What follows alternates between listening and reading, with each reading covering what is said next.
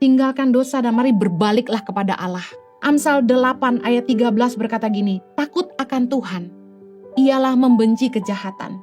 Aku benci kepada kesombongan, kecongkakan, tingkah laku yang jahat dan mulut penuh tipu muslihat. Kalau Tuhan sudah mengampuni kita, ayo kita hidup dalam takut akan Tuhan. Jauhi kejahatan, jauhi mulut penuh tipu muslihat, jauhi kesombongan, jauhi kecongkakan. Amsal 16 ayat 6 berkata gini, dengan kasih dan kesetiaan kesalahan diampuni, karena takut akan Tuhan orang menjauhi kejahatan. Kalau kita sadar bahwa Tuhan sudah mengampuni kita, ayo kita kasihi Tuhan dengan hidup kita. Ayo jauhi kejahatan. Saya ingin tutup dengan ini. Mengapa sih Tuhan tuh mengizinkan kita mengalami ujian, tekanan, penderitaan hidup? Saya ingin bagikan secara empat hal. Semua proses hidup yang kita alami adalah cara Tuhan yang pertama untuk membentuk kita jadi indah. Amin. Tuhan ingin kita punya karakter ilahi. Ayub 23 ayat 10 berkata gini, karena ia tahu jalan hidupku.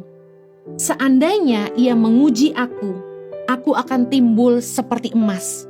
Saya berdoa agar lewat setiap ujian, tekanan, badai kehidupan, proses yang Anda lewati, Anda akan timbul seperti emas. Mari bereaksilah yang positif, bereaksilah yang baik. Ketika Tuhan mendidik kita, sadarilah bahwa Dia mengasihi kita. Ambil keputusan yang benar untuk meninggalkan dosa dan bangkit untuk sungguh-sungguh mengasihi Allah. Mari cintai Tuhan dengan hidupmu. Mari hiduplah berguna bagi sesamamu.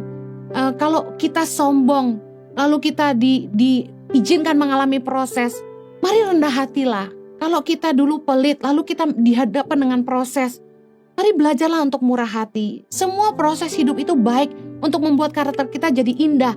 Kalau kita dulu orang yang suka mementingkan diri sendiri, proses Tuhan akan mengajar kita akan ketemu dengan misalnya pasangan hidup yang justru mendidik kita untuk lebih peduli orang lain. Kalau kita dulu sombong, kita akan menghadapi atasan yang menekan kita, atasan yang justru sombong, atasan yang membuat kita merasa direndahkan. Ketahuilah bahwa Tuhan sedang mendidik kita supaya rendah hati. Ketika orang jahatin kita ngalamin hal yang gak enak, kita dijahatin orang, justru kita belajar, oh dijahatin tuh gak enak ya, berarti aku gak boleh jahat sama orang. Tuhan pengen kita punya karakter ilahi dalam proses-proses hidup. Percayalah, Tuhan hanya ingin membuat kita jadi indah. Amin. Mazmur 66 ayat 10 berkata, sebab Engkau telah menguji kami ya Allah, telah memurnikan kami seperti orang memurnikan perak. Saya berdoa agar saat Anda menghadapi ujian dalam hidup ini, Anda tidak menyerah, tapi Anda timbul seperti emas dan perak. Amin. Yang kedua, proses itu Tuhan izinkan terjadi supaya kita belajar mengenal Tuhan dan mengalami perjumpaan pribadi dengan Tuhan. Ayub 42 ayat 5 berkata, hanya dari kata orang saja aku mendengar tentang Engkau, tetapi sekarang mataku sendiri memandang Engkau. Dulu Ayub cuma dengar cerita Tuhan itu dari khotbah, dari Taurat. Justru sekarang di tengah-tengah penderitaan dan kesulitan dan tekanan dan penyakit yang Ayub alami, Ayub mengalami Tuhan dan dia mengalami perjumpaan dengan Tuhan. Pengenalan akan Allah adalah pengalaman pribadi manusia dalam perjalanan imannya. Kita gak bisa mengenal Tuhan tanpa perjalanan iman pribadi dengan Tuhan. Ketika kita mengalami pimpinan Sang Ilahi dalam suara hati kita, ketika kita mengalami penyediaan Tuhan yang tepat waktu, ketika kita mengalami kesembuhan secara ajaib, ketika kita mengalami pertolongan Tuhan di saat terjepit, disitulah kita akan mengalami perjumpaan pribadi dengan Tuhan. Kita akan ngalamin Tuhan, kita jadi kenal Tuhan. Tuhan itu seperti apa? Dan kemudian kumpulan-kumpulan dari pengalaman-pengalaman kita dengan Tuhan yang membuat kita tuh belajar mengenal Tuhan seperti apa.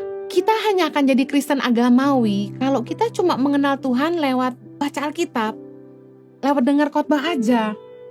Kalau kita cuma menjalani ibadah, berdoa dan ke gereja, tapi kita nggak mengalami pengalaman pribadi dengan Tuhan dan melihat firman-Nya terbukti, saya percaya kita akan jadi Kristen agamawi.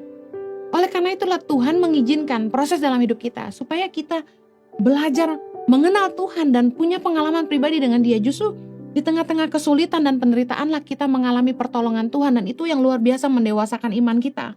Daud pernah mengalami pertolongan Tuhan, dan ketika jiwanya menjadi lemah dan gundah gulana, Daud berkata dalam Mazmur 103 ayat yang kedua, pujilah Tuhan hai jiwaku, dan janganlah lupakan segala kebaikan-Nya. Daud pernah mengalami kebaikan sehingga waktu dia lemah dan putus asa, Dia mengingatkan jiwanya akan kebaikan Tuhan. Dan perjalanan iman kita dengan Tuhan ini adalah yang membuat iman kita jadi teguh. Sehingga ketika kita mengalami masalah dan penderitaan dan tekanan dan apapun, tantangan ke depan, kita sanggup berkata gini, kalau Tuhan pernah tolong saya, Tuhan sanggup tolong saya lagi. Amen.